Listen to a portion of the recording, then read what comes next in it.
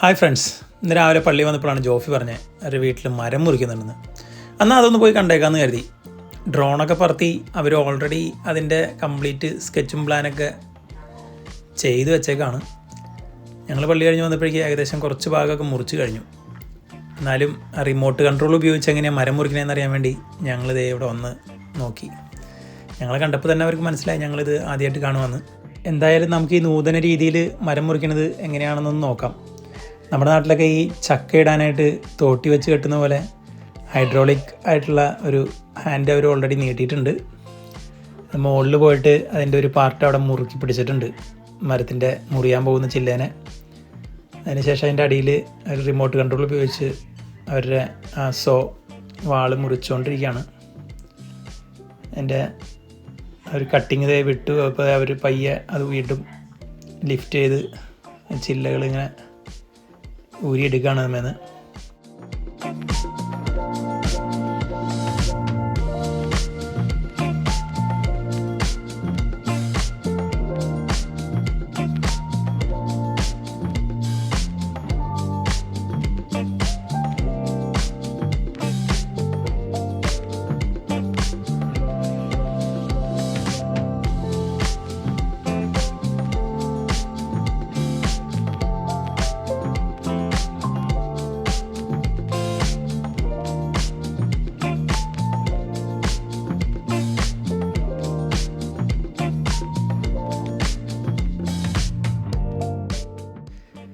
ഇതിനിവിടെ പ്രത്യേകമായിട്ടുള്ളൊരു പഠനം തന്നെയുണ്ട്. Tree engineering എന്നാണ് അതിനെ പറയുക.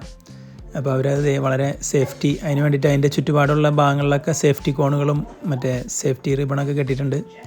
ആ ഭാഗത്തേക്ക് ആരെയും അടുപ്പിക്കത്തില്ല.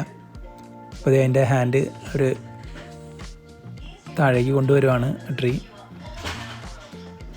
ഇനിയിപ്പോൾ ഇത് താഴെ വന്നു കഴിഞ്ഞിട്ടുണ്ടെങ്കിൽ താഴെ വേറെ വാളുമായിട്ട് കുറച്ച് പേര് കാത്തു നിൽക്കുന്നുണ്ട്. അത് അപ്പോൾ തന്നെ മുറിച്ച് അത് പ്രോസസ്സ് ചെയ്യും അവർ.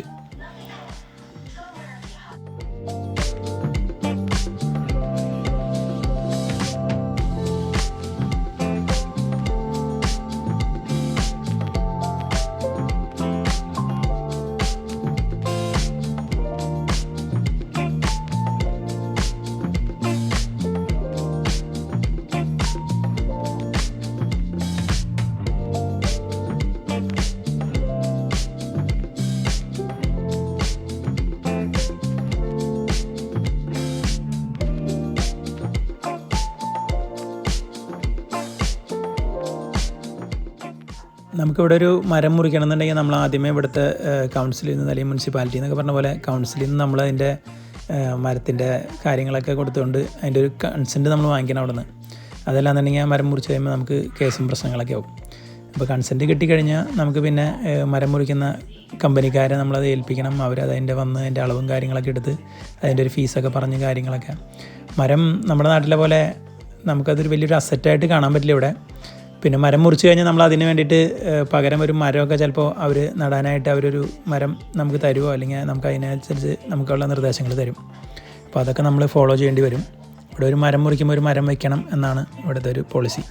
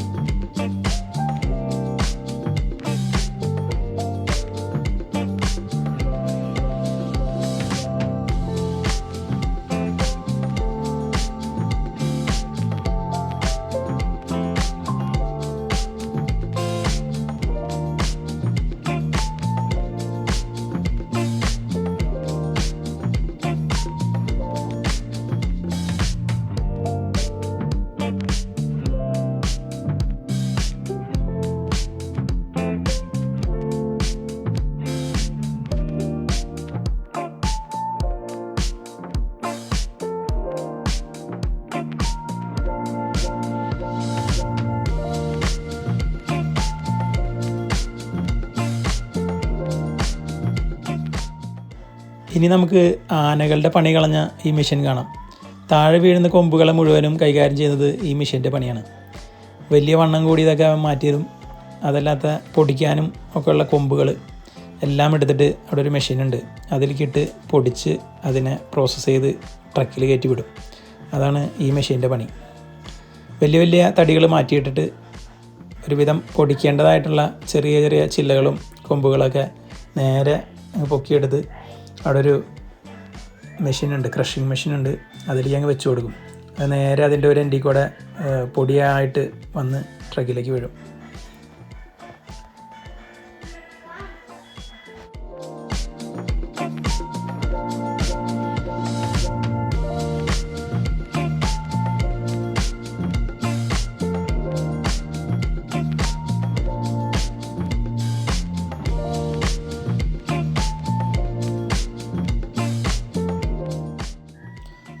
ടു ടു 3 ഡേയ്സാണ് അവരിൻ്റെ സമയം പറഞ്ഞേക്കണേ. അതിനുള്ളിൽ അവർ ഈ മരം മുഴുവൻ മുറിച്ച് പൊടിയാക്കി അതിൻ്റെ നിന്നിരുന്ന സ്ഥലം പോലും മനസ്സിലാവാത്ത രീതിയിൽ അവരതിനെ വൃത്തിയാക്കിയിട്ടിട്ട് പോകും.